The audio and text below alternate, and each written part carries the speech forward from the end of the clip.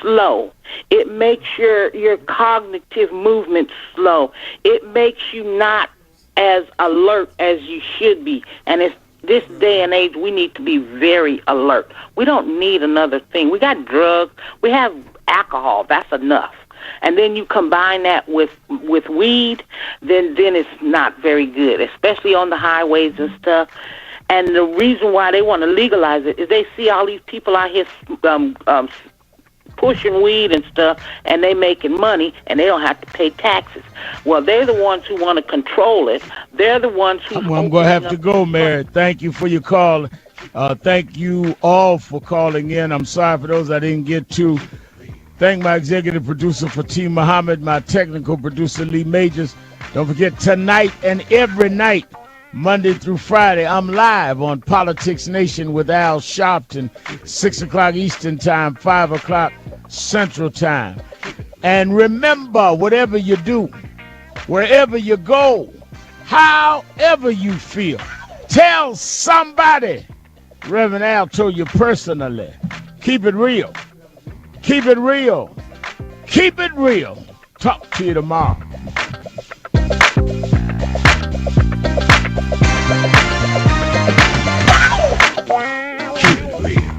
South Carolina, the nation, and the world. We put it all in perspective with Armstrong Williams up next on WGCV 620 AM.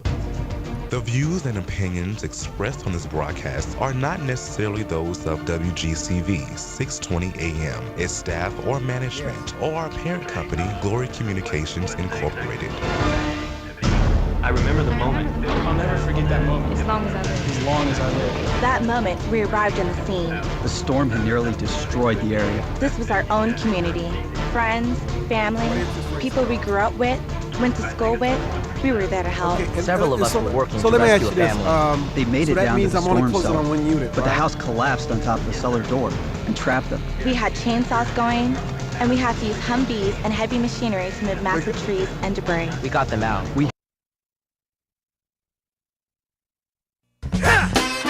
Good God! I got to ask you what we need. Soul food. Henry Soul Food. No, we need it. Soul Food. Henry Soul Food. No, I like it. Soul Food. Henry Soul Food. No, we need it. Soul Food. Henry Soul Food. Hit me. Home of the sweet potato pie. Even the keenest taste buds will tell you the best food on the planet. Large enough to serve you and small enough to know you. So get the Henrys at 5431 Indian Head Highway, Oxon Hill, Maryland, or give us a call at 301-749-6856. Soul Food. Henry Soul Food.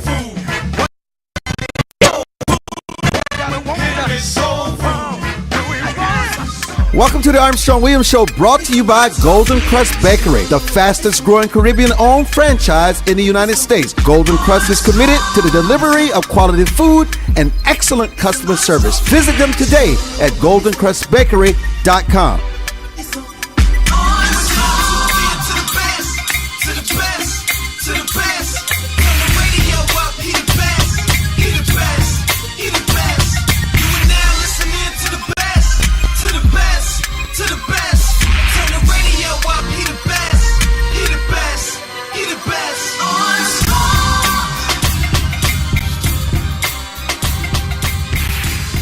Did someone call Dou's name?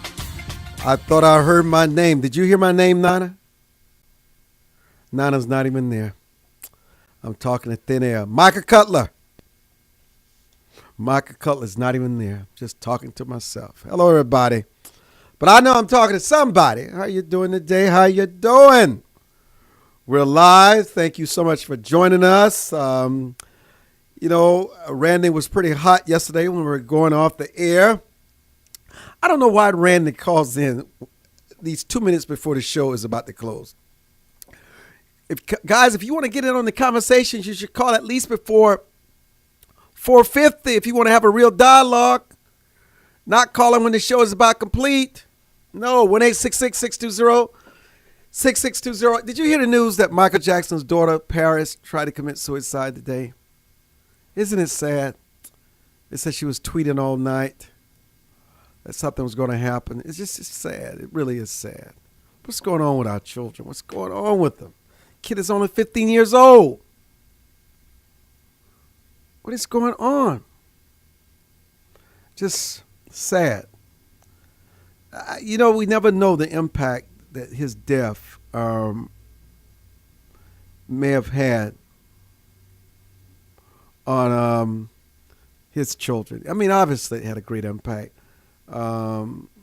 She's hospitalized. Physically, she's fine, is what they're reporting. Physically, she's fine. But, kids, obviously, they're devastated by the loss of their father. I mean, she was hospitalized early this morning. It was a possible suicide attempt. 911 got a call at 1:27 a.m. this morning. She had overdosed. Debbie Rowe, who's the girl's mother, that she was rushed to the hospital. She had cuts on her wrist. It's just sad. It is, and the grandmother can't really handle these issues of these kids. I mean, they don't have the energy for it. I mean, of course, she's going to get medical attention. She just rekindled her relationship with her mother and spending time with her for the first time. It's just tough. And it's not just Paris Hilton. Parents just don't tell it all what they deal with with their kids. I mean, many of these kids are lost. They're really lost. And they need help. They need help. And sometimes we don't even see the handwriting on the wall. Let me see if my guest, Michael Cutler, are you on the line? Yes, I am, Armstrong. How are you? I've been calling your name, brother. I've been calling your name. But you refuse to answer. It's always good to join you. It's a privilege. I know you've got a lot on your plate. Not a May. So, Michael Cutler, I've been reading you, brother. What do you think? Well, we're not hearing much about immigration in the news these days. Why? I think that the politics of it, the politicians want to keep the public, I call it the mushroom treatment. Are you familiar with that term? Oh, yeah. Keep people in the dark and feed them a lot of fertilizer. And I think that's the goal. They're moving inexorably toward a vote in the Senate, probably in the next week or two. Why would Senator John Cornyn say that the immigration deal is not a Picasso? I'm sorry, I couldn't hear the last half. John Cornyn said that the immigration deal is not a Picasso. Well, I think he's trying to convince the American people, well, it's not going to be great, it's not going to be a work of art, but we need to do it. Hold your nose and let's get it over with. And meanwhile, if you look at what's going on right now, well, I don't know if you noticed or not. Cornyn talked about that in his amendment, which he said it was going to strengthen the Gang of 8 immigration plan and not sink it. He was responding to it. He said he didn't review any of it as a poison pill, as some suggested. I mean, because immigration is a big issue in Texas. But go ahead. Well, there was just a press release that was just put out by Senators Vitter and Sessions. And these guys are really doing a great job for America and Americans, talking about the loss of jobs in America. And meanwhile, this would quadruple the number of foreign workers eligible to work in the United States over the amnesty of 2006.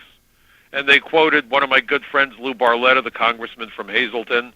There's going to be a demonstration. I believe you had Leah Durant on your show not long ago. I spoke with Leah this morning. There's going to be a demonstration in Washington on July 15th by black organizations protesting amnesty because of the impact that this would have on the black community. Why in the world would you be importing and encouraging more foreign workers to take jobs in America when Americans can't support themselves?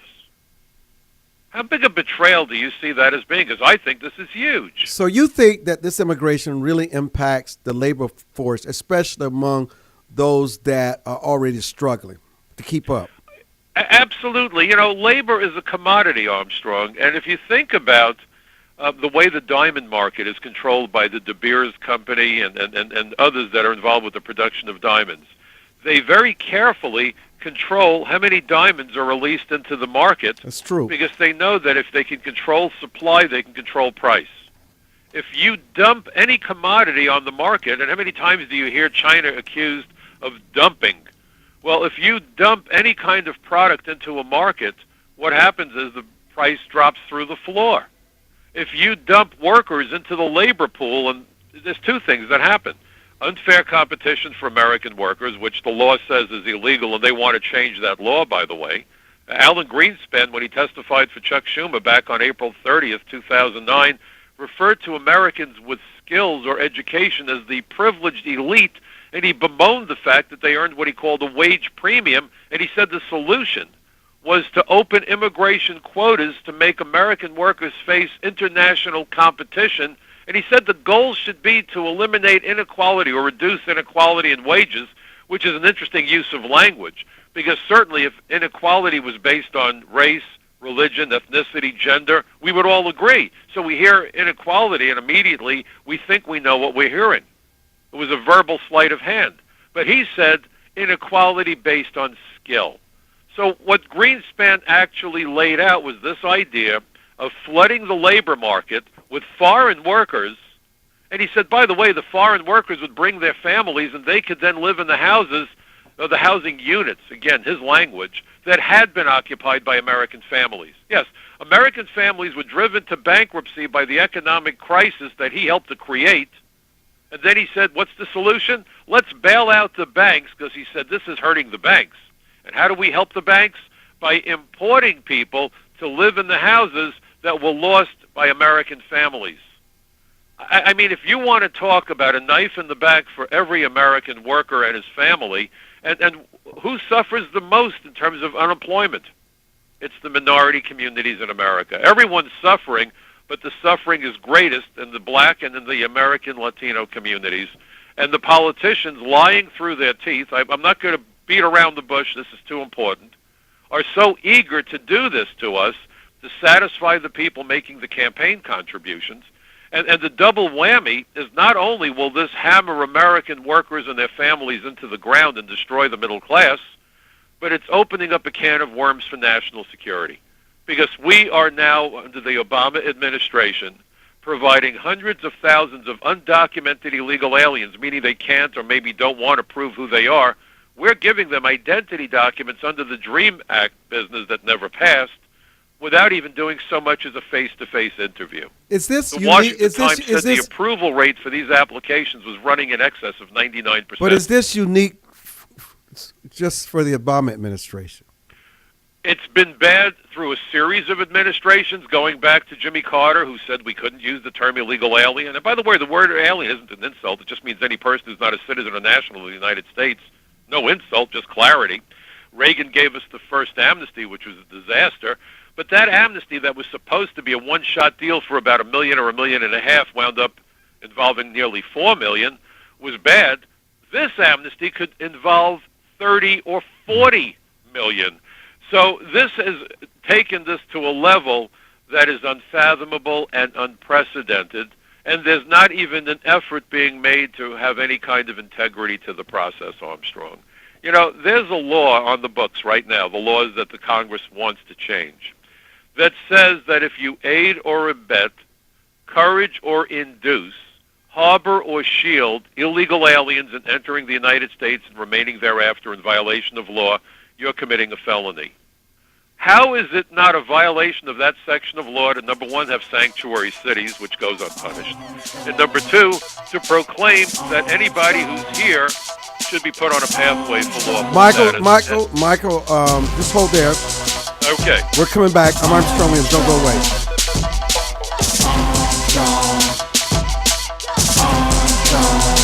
Say bye-bye burgers, pass on the pizza, forget the francs. Anytime is party time. Discover Golden Cross's authentic Jamaican-style patties. Beef, chicken, vegetables, soya, spinach, and shrimp.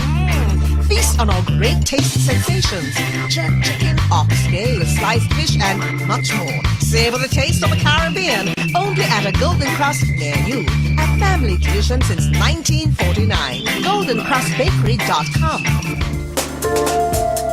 For more information on the Armstrong Williams Show, please visit our new website at www.rightsidewire.com. There you can find his syndicated column archive, view live streams, and get your favorite conservative pundits' views on the current issues affecting the American people. From building wealth to foreign policy, stay connected with Armstrong Williams and his colleagues at the all-new www.rightsidewire.com.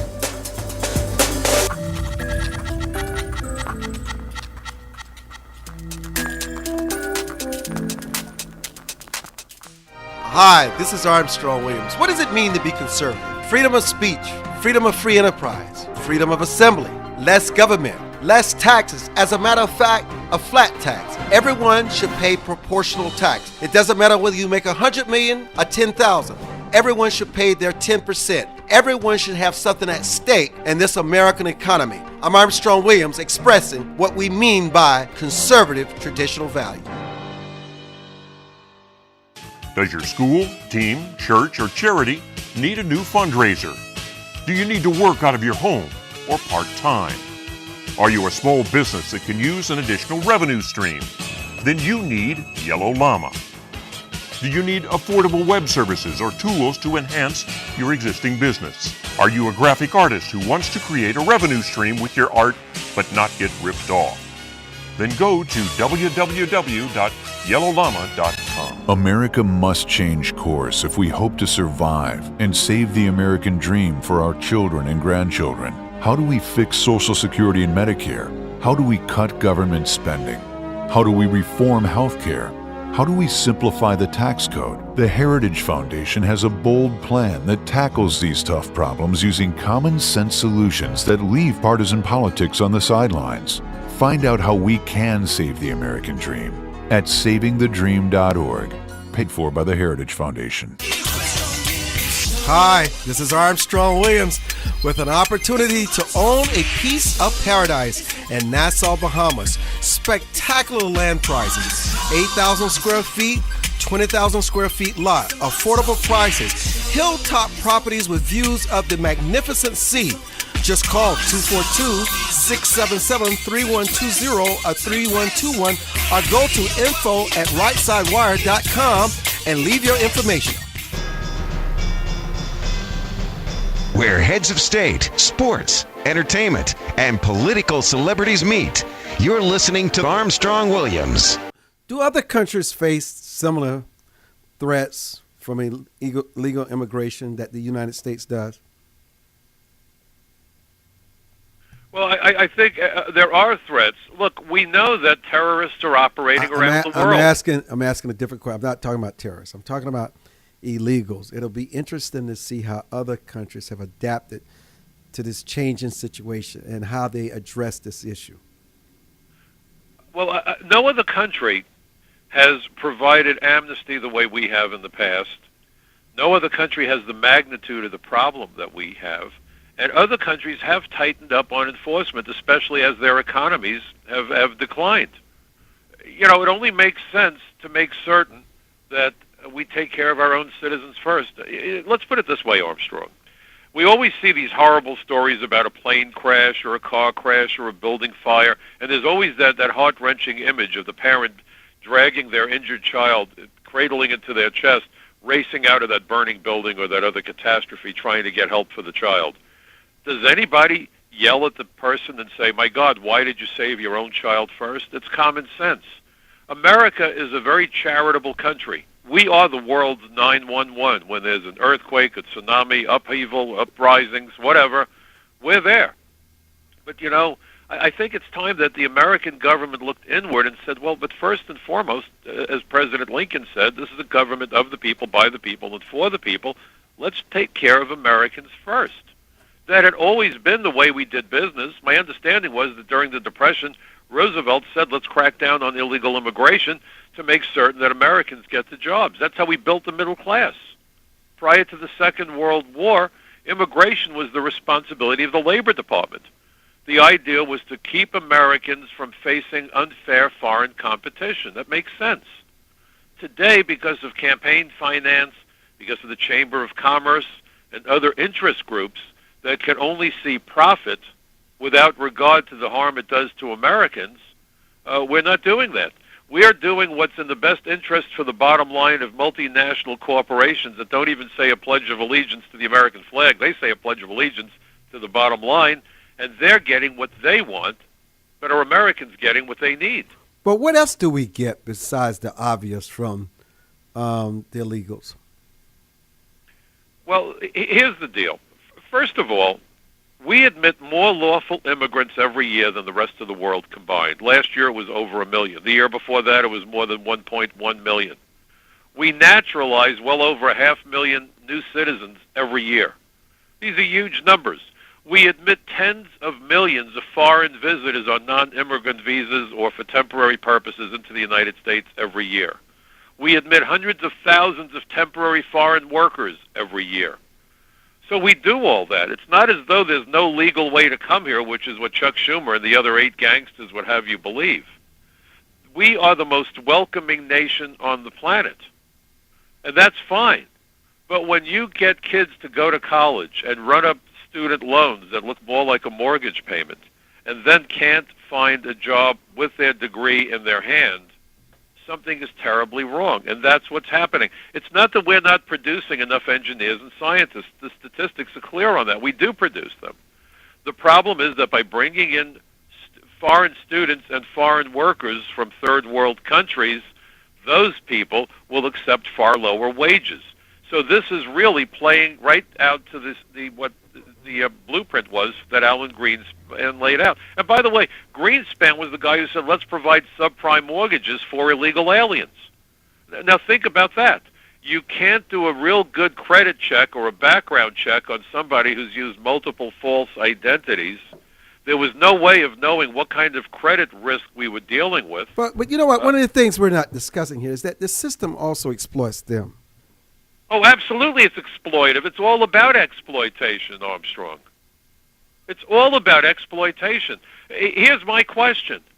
During that dark era of history in America, during that vile and reprehensible era when slavery was considered business as usual, would it mean that if you didn't want to own a slave that you didn't like black people, or that you were taking a moral position and saying this is an abomination? The reason that people intentionally hire illegal aliens is for only one reason, to exploit them. The reason corporations want to import more high-tech workers is to exploit them and make Americans compete for lower wages with less benefits. This is all about exploitation. Doesn't that make sense? But I'm talking about how these lawyers turn this into an industry. Lawyers can turn anything into an industry, haven't you noticed?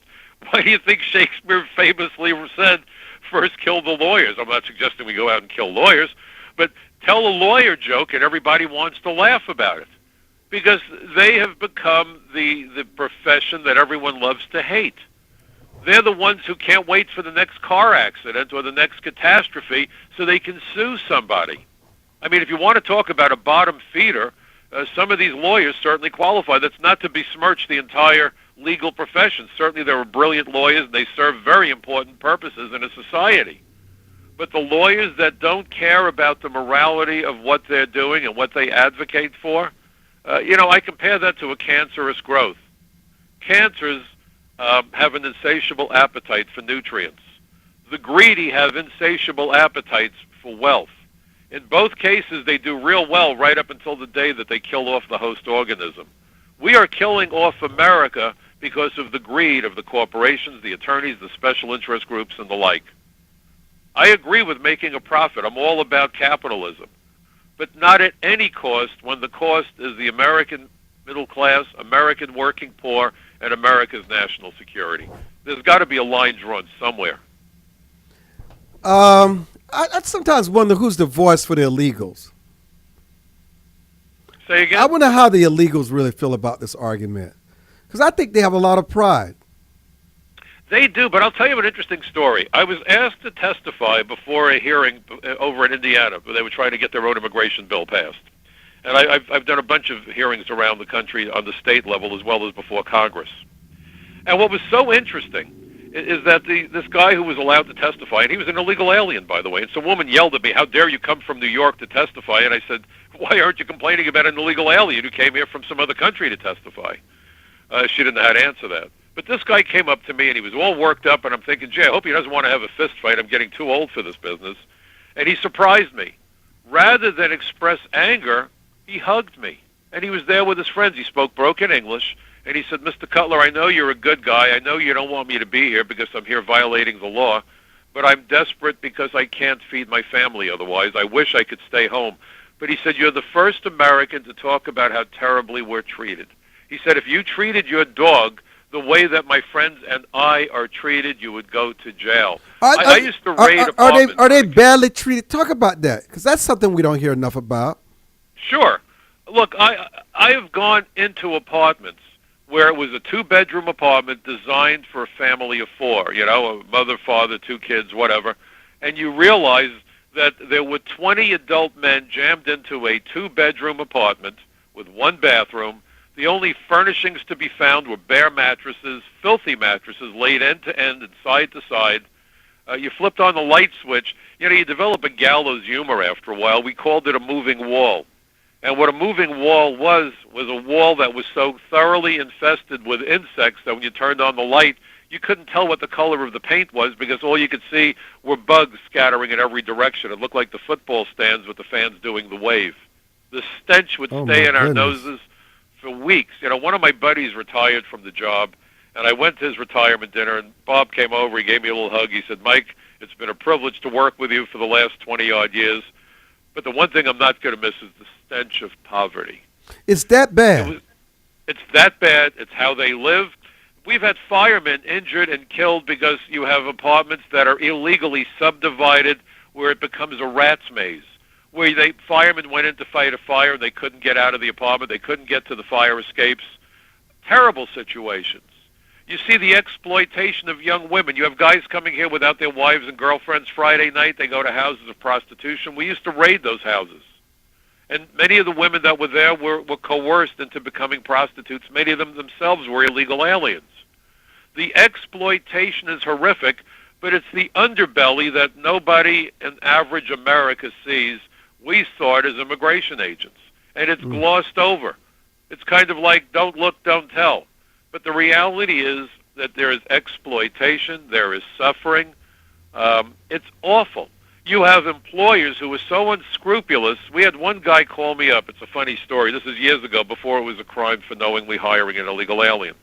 And he called up, and I realized that this was going to be a good call. I had my partner grab one of the other phones and screw off the mouthpiece. In those days, you could do that, so he could listen in without the guy hearing him on the other end also. And he told me that he wanted me to arrest 6 people working at a factory. Now, usually those calls came from some guy who came home in the middle of the day and found his wife entertaining some guy down the block. Well, this guy was very specific. He gave me names and Social Security numbers, had no accent at all. And I said, "Well, how do you know about these people?" He said, "It's my factory. These bums are trying to unionize. They need to be arrested." I said, "Why are they trying to unionize?" He said, "They don't like the way I treat them. Too damn bad. They're lucky they got a job. Just come and get them." So I went to the U.S. Attorney's Office before we went there, and I got a search warrant for the entire factory.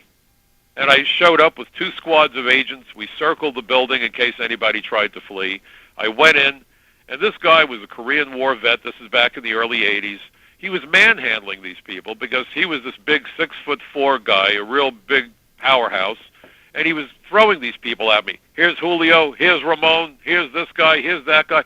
We had these 6 guys. He's, "All right, take these idiots, get them out of here, and you get out of my factory. Your job is done." And he was talking to us as though we were the trash collectors. Hold there. We're my coming work back. isn't done. We're I coming want to back. speak to your other people. Don't go away. We're coming back. We're still looking for Donna Mae. Still looking for Donna Mae. We'll be back.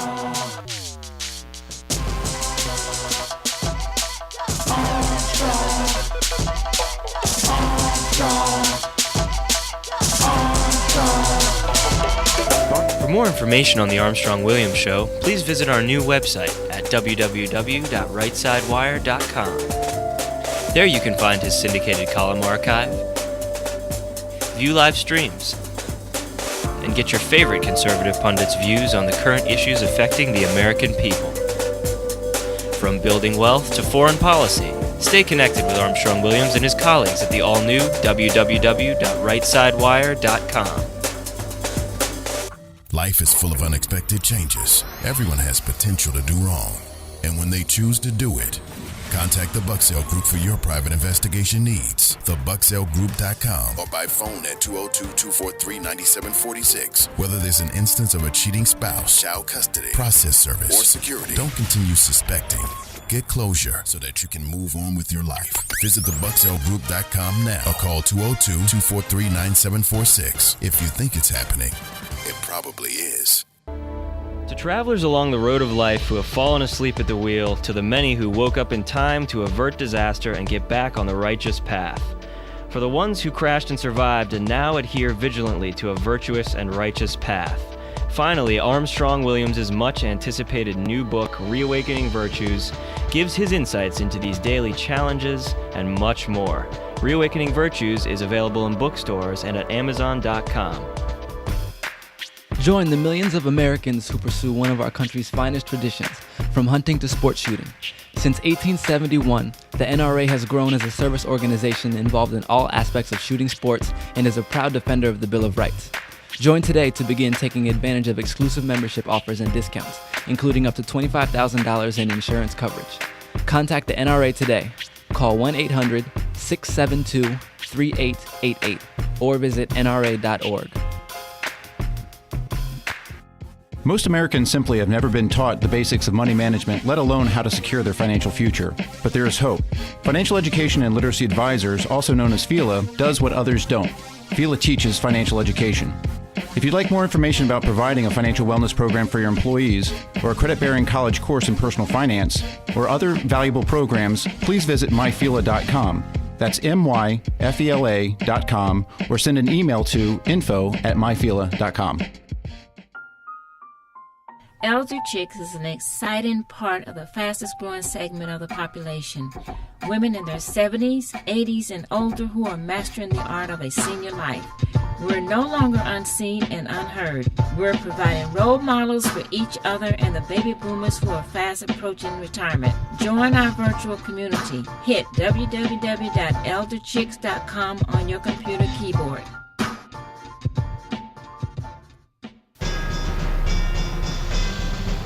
Where heads of state, sports, entertainment, and political celebrities meet. You're listening to Armstrong Williams. And welcome back to the show. Nana May, are you on the line?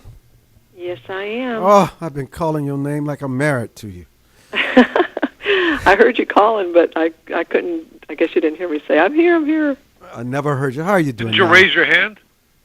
Yes, I raised my hand. Yes, I did. So, Nana, you've been listening to this conversation. What is your perspective? Well, I agree totally with what he's saying. I mean, I really do think that that there's so much exploitation that goes on with illegal aliens, and it's almost as though the people that are for amnesty or for open borders and things like that, it's almost like they do have a hidden agenda to take these people and turn them into their own little slaves because there's no accountability. Think about it. You've got non-citizens that are here. No one knows that they're here.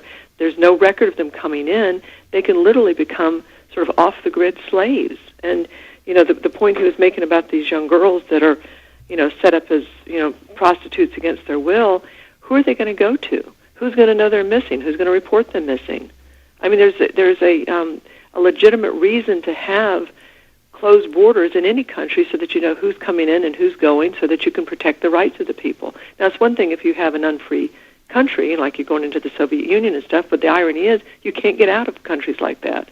But ours with an open border, and, we absolutely love immigrants. We're a country of immigrants, but we're a country of legal immigrants, and that's the distinction. And I think that the argument has not been framed properly to show why it is important to have, closed borders and why it is dangerous to have open borders. So I agree with him. Just to make a quick point, Actually what immigration does is an adjunct to what the military does. The military mission is to secure our borders externally, to keep our enemies as far from our shores as possible. But up close and in person, it's up to the Border Patrol at the border to make certain that people don't run the border, and once they get beyond the border and enter the United States, then it's the special agents of ICE who are responsible for enforcing those immigration laws that is supposed to track those people who either violate the terms of their entry if they come through ports of entry or evade the inspections process altogether. So how in the world do you justify spending all the money that we do on the military when we worry about something known as asymmetrical warfare, terrorism? Because terrorists don't need to attack us with battleships and bombers. They just need to bring their people into the United States and make use of materials that they find here, or bring certain biological or nuclear weapons with them, God forbid, and then attack us from within the interior of the United States. And at that point, we're in deep trouble. And aren't the elected officials, don't they swear to uphold the Constitution and protect us against enemies foreign and domestic? It does seem that it's just one part of that equation. Do they adhere to? Are you accusing them of being dishonest? Politicians dishonest? Oh, heaven forbid. Forgive me, but I just had to ask that question. By the way, I don't want to forget. Let me just quickly put out two websites I want everybody to visit. MichaelCutler.net, and I'm a senior fellow with a wonderful organization known as CAPS, Californians for Population Stabilization, and their awesome website is capsweb.org, C-A-P-S, capsweb.org. I always like to get that out there because people always say to me, I'd like to read more about what you've been writing. And ever since 9/11, I've been out there as a man on a mission trying to get people to understand these issues for what they really are. But I just think that sometimes we need to appeal to the decency and the reasonableness, Nina, of the very people that we feel that is bringing about the problems. Because I think even the Latino community, all of them have problems with these illegals because they understand the impact that it has and the kind of name and reputation that it gives them, and everybody's lumped together. I actually think these people have a conscience. Maybe we're going about it in the wrong way, Nina. Well, I think we are going about it the wrong way, Armstrong. But part of the problem stems from the basic fundamental principle in debate. Never allow your opponent to define who you are. For whatever reason, they've been successful in saying the people that want the immigration laws enforced are anti-immigrant, which is why Jimmy Carter, who was no fool, said, well, we're not going to use the term illegal alien anymore. We were ordered to stop calling illegal aliens, so I got frustrated, started to call them pre-citizens. He wanted us to call them undocumented workers. Recently, the President of the United States had a meeting with Joe Biden that included these so-called dreamers, and the President referred to these illegal aliens as aspiring Americans. And I thought, wow, that's very close to what I had said about pre-citizens, aspiring Americans. The reality is that you're not anti-immigrant if you say enforce the law. As I pointed out earlier, there's a lawful way to come here. The difference between an immigrant and an illegal alien is comparable to the difference between a house guest and a burglar. We all love company, but not when people climb through the bedroom window at 3 in the morning.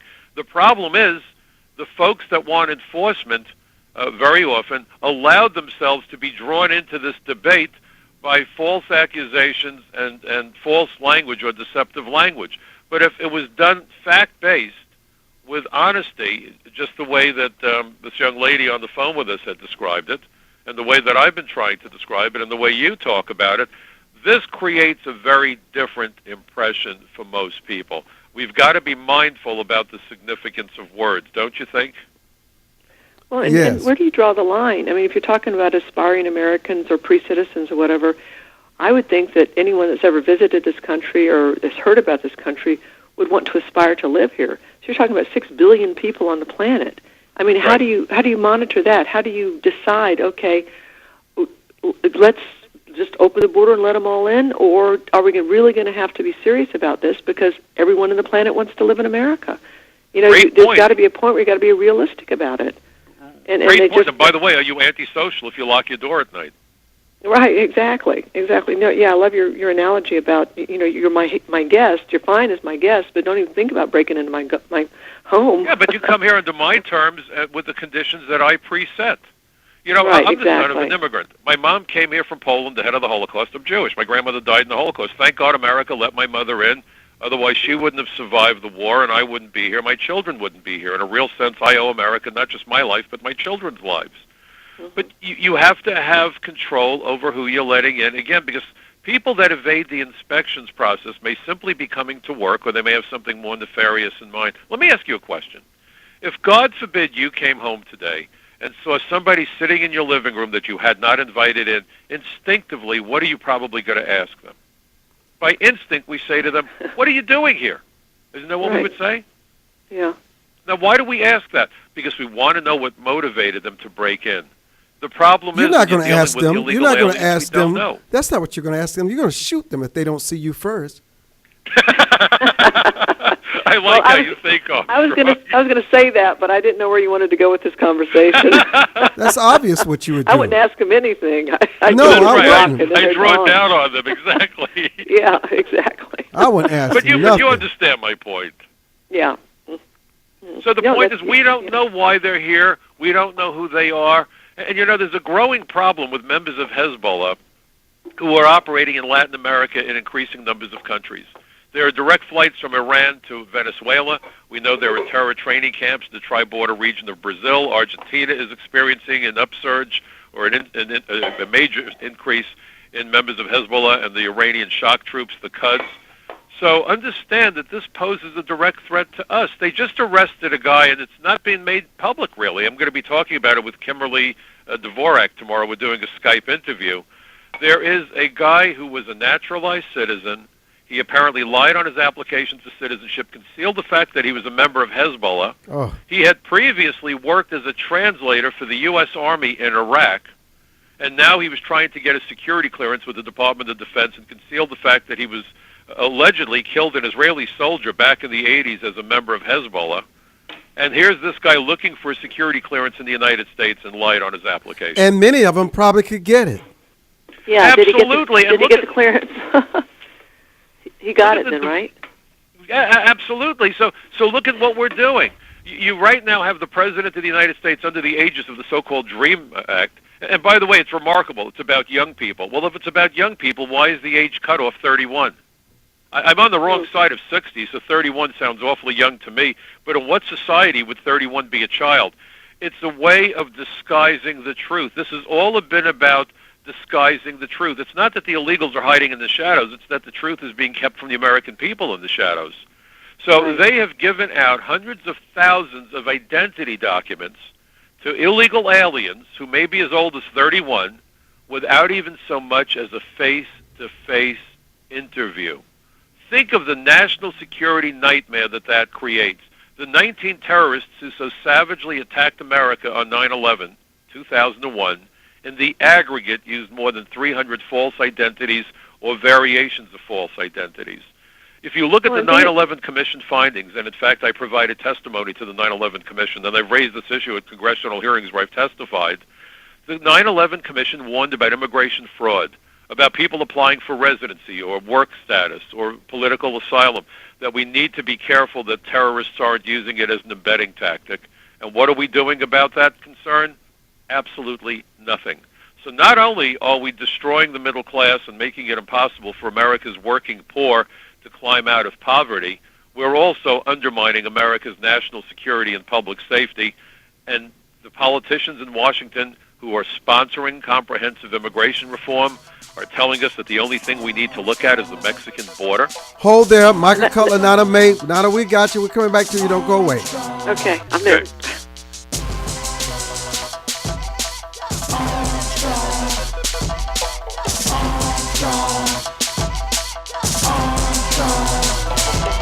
Say bye-bye burgers, pass on the pizza, forget the francs. Anytime is party time. Discover Golden Cross's authentic Jamaican-style patties. Beef, chicken, vegetables, soya, spinach, and shrimp. Feast on our great taste sensations. Jerk chicken, oxtail, sliced fish, and much more. Savor the taste of the Caribbean. Only at a Golden Cross near you. A family tradition since 1949. GoldenCrossBakery.com. For more information on The Armstrong Williams Show, please visit our new website at www.rightsidewire.com. There you can find his syndicated column archive, view live streams, and get your favorite conservative pundits' views on the current issues affecting the American people. From building wealth to foreign policy, stay connected with Armstrong Williams and his colleagues at the all-new www.rightsidewire.com.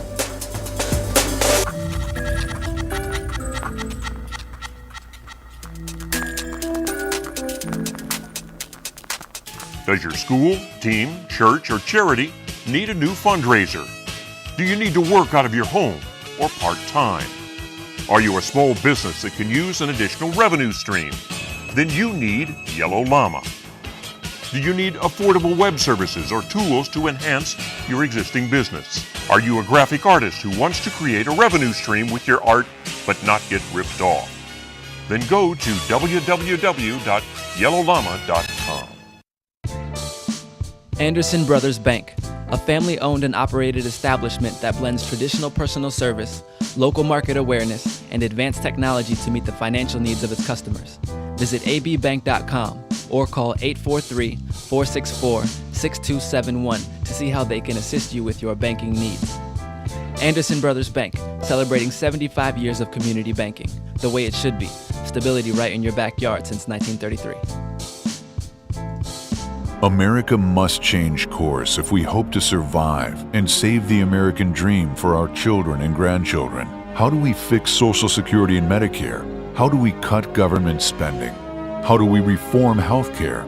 How do we simplify the tax code? The Heritage Foundation has a bold plan that tackles these tough problems using common sense solutions that leave partisan politics on the sidelines. Find out how we can save the American dream at savingthedream.org, paid for by the Heritage Foundation. Join the millions of Americans who pursue one of our country's finest traditions, from hunting to sport shooting. Since 1871, the NRA has grown as a service organization involved in all aspects of shooting sports and is a proud defender of the Bill of Rights. Join today to begin taking advantage of exclusive membership offers and discounts, including up to $25,000 in insurance coverage. Contact the NRA today. Call 1-800-672-3888 or visit nra.org. Where heads of state, sports, entertainment, and political celebrities meet. You're listening to Armstrong Williams. Nani, you were trying to make a point before we had to go out to break. Oh, yeah. And that all of the things you were just saying, that doesn't even touch on the illegal voting that happens. When you got motor voter, that someone can go and get an ID. You do not need to prove your citizenship to get a driver's license. But you get a driver's license, and then you can register to vote at the same time. I mean, there's so much fraud and abuse in voting. I mean, how can we even trust the system anymore? Well, you're right. And that was, by the way, that was the Clinton administration's doing. And by the way, and I make no bones about this, it was the Clinton administration that bore responsibility for 9/11. America was attacked not once but twice in 1993 by aliens who violated their status in the United States, who committed fraud, filing for political asylum. In January 93, a guy by the name of McCancy shot up the CIA, killed 2 CIA officers and wounded 3 others. He was a Pakistani national who lied on an application for political asylum. He fled the country. They brought him back, put him on trial, executed him, but nevertheless the people he killed remained dead. A month later, we had the first attack at the Trade Center. And once again, Ramzi Youssef committed political asylum fraud, was involved with the bombing at the World Trade Center. Mahmoud Abu Alima claimed to have been an agricultural worker when the only thing he ever planted was a bomb in the garage of the Trade Center. So we knew that this was a vulnerability that enabled 2 terrorist attacks to be carried out on U.S. soil during the Clinton administration. They did nothing, and in fact, they created a program known as Citizenship USA around 1996 that naturalized about 1 million people. And so many people at immigration complained that they were pressured into approving applications that the GAO and Inspector General did investigations and found thousands of aliens who not only shouldn't have been granted citizenship, the highest privilege that a country can bestow upon a non-citizen, but they should have been deported. That was the reaction to immigration fraud. Rather than crack down, they made it easier. And that was what left the door wide open to the terrorist attacks of 9/11. And it was during that same administration that they implemented the motor voter law where you would be able to register to vote at the same time that you got a driver's license. How unbelievable is that? Oh, yeah, I mean, absolutely. And, yeah, exactly. And it was And Jimmy what it does Carter, is it by the just- way, who ordered us not to make any arrests during the census, and this was gerrymandering, because they wanted the illegal aliens counted, because back then in particular, they knew that the big cities that would most likely vote for liberal candidates, Democrat candidates, needed to get more congressional power and more votes in the Electoral College. So how did they do it? By counting the illegal aliens to make certain that the numbers went up and congressional representation increased from those very same centers of liberalism. Mm-hmm. Oh, exactly. And by the way, I'm a registered Democrat, but it bothers me to see anybody manipulate the system so blatantly that it makes a mockery out of our democracy. Well, it's interesting. There's a good friend of ours, a congressman in California, and he had a maid that had the green card for a long time, and she finally got her citizenship. And she obviously knew he was Republican. He was a congressman, loved him. And he was so excited when she came home or came to their house that day that she got her citizenship. He says, "Great, now I got another voter. You can vote for me." And she says, "Oh, I really want to, Congressman, but I'm not allowed to." And he says, "What do you mean?" He says, "Well, they told me after I got my citizenship paper, there was someone there that says, well, you know, you're Latino, you're not allowed to vote Republican. They'll throw you in jail. You can only vote Democrat." Yes. And this happened to be that she worked for a U.S. congressman. Well, you can imagine how quickly he went down to the voting polls. And this was in San Diego. And so, you know, they're right there on the border, but that's what was happening. I mean, they were basically intimidating these brand new citizens just to make sure, you know, because they got all the other bases covered. They got to make sure there's one base covered that, gee, maybe they seriously do want to vote Republican. We'll have to plug that hole too. And, you know, I don't know the rest of the story, but obviously I'm sure he took care of it. How do you spell un-American? Pardon? How do you spell un-American? I Yeah, mean, this is about exactly. as vile and reprehensible as it gets, isn't it? They should be in jail. I mean, talk Absolutely, about, they should be in jail. Yeah, but, you know, who knows what's happening to them. But they understand and they know that this amnesty is all about the vote. It's all about the vote, and it's all about the demonization of Republicans, calling them racist, calling them this, calling them that, so that when you come in here and maybe you don't even speak the language, you'll know one word. It's the dirtiest word you know, and it's called Republican. And they're going to teach you from the minute you walk across that border. And there's just something wrong with that. And of course, I blame the Republican Party for not pushing back and using their rich history on race relations and talking about, you know, how, you know what, you want to talk about the racists? Let's look at the history of the Democratic Party. Look at the track record. Yeah, exactly, especially in the South, my gosh. And I'll tell you, there are people in Washington, and I'm registered as a Democrat. I think the wheels came off their wagon a long time ago, though. I'm a labor guy. But if you look at people like Lou Barletta, the mayor of Hazleton, I was his final witness when he got sued for enacting immigration ordinances, not out of bigotry, but because suddenly MS-13 had moved into his community. People were being shot to death in the middle of the street. Some guy walked up to a gang member and said, "Stop selling drugs in that park. My kids play there. I grew up in that park." In broad daylight, the guy pulled a gun out and shot this guy in the face and killed him in front of witnesses. They had other shootings, and he said, "I'm the mayor. The best thing to do is we're going to push back against the illegal members of the gangs." I was his final witness at the trial. He's now a member of Congress. He's one of my heroes, and I consider him a personal friend.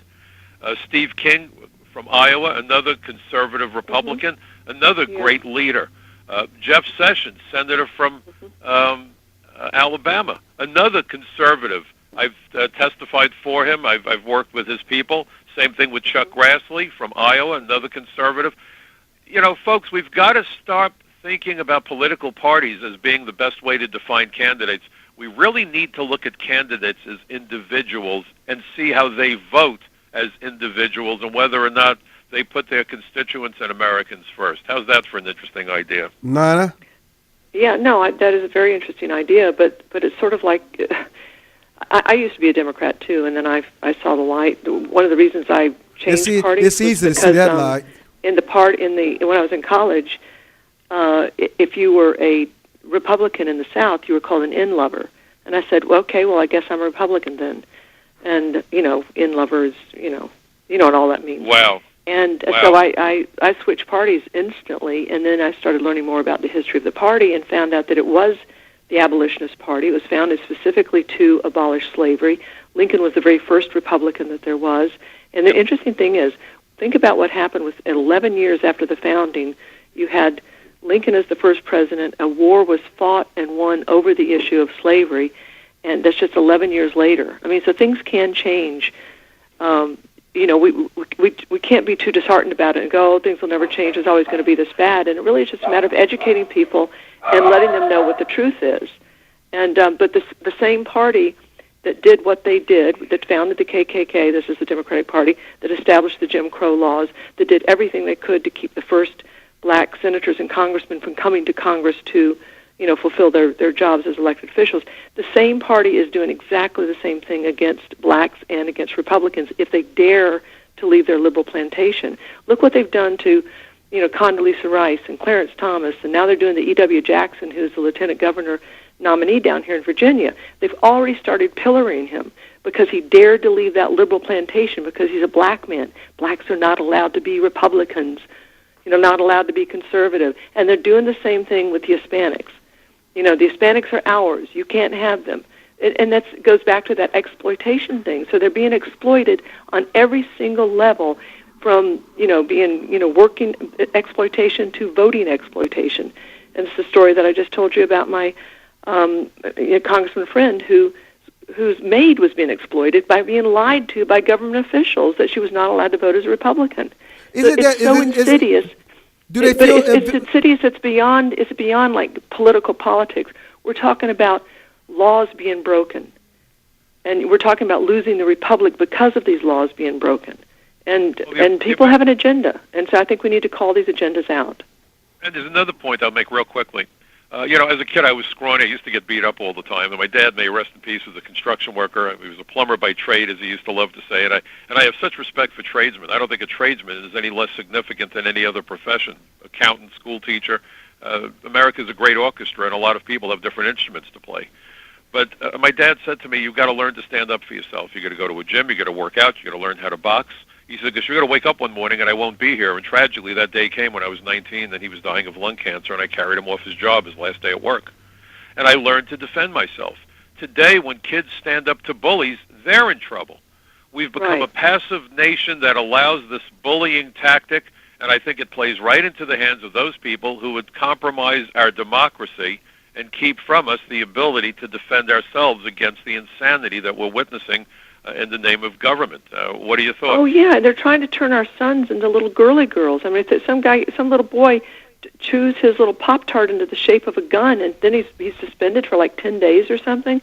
I mean, they can't even say the word gun without fear of the police literally coming to their door and interrogating them for hours. Yep. And demanding to know if there's any guns in the house, and does your father ever shoot? Does he have a gun? On and on and on. You think, what have we become? I mean, we've become a Gestapo state. It's really very frightening. With a bunch of wusses for citizens. But only we can. Are. But we have to continue to stand up and fight it. We are fighting back. Some of us. But people need to remind their child when they go to school. Say, here's a Constitution. You are covered by this Constitution, First Amendment, Second Amendment, all the way through. And guess what? In the Second Amendment, it says the right to keep and bear arms. Let me explain what an arm is. An arm is a gun. It's not this thing at the end of your hand or at the beginning of your hand. It's a gun. So go in there and explain that to your teacher, who probably has never read the Constitution in her lives, and say, this thing called the Second Amendment, it covers me to be able to say the right, and the First Amendment gives me the right to say this word gun. So back off teachers, back off principal, back off FBI, back off school board, because that's what these people are doing. I mean, they're intimidating us, intimidating these poor little children. One little boy wet his pants, he was so scared. And the citizens as well. By the way, I just want to make this point. The Black American Leadership Alliance is doing this demonstration in Washington, July 15th. I hope you're going to be there, Armstrong. Oh, yeah, that's Ted Hayes. Ted Hayes is a very dear friend. Thank you Ted both. Hayes is a good guy. I spoke with him. Thank you both for a wonderful discussion. Oh, yeah, Ted's great. Thank you. Yeah, Ted's wonderful. Thank you, Michael. Thank you, Nana. Thank you so much. Have a wonderful day, everybody. Okay, bless y'all. Be well.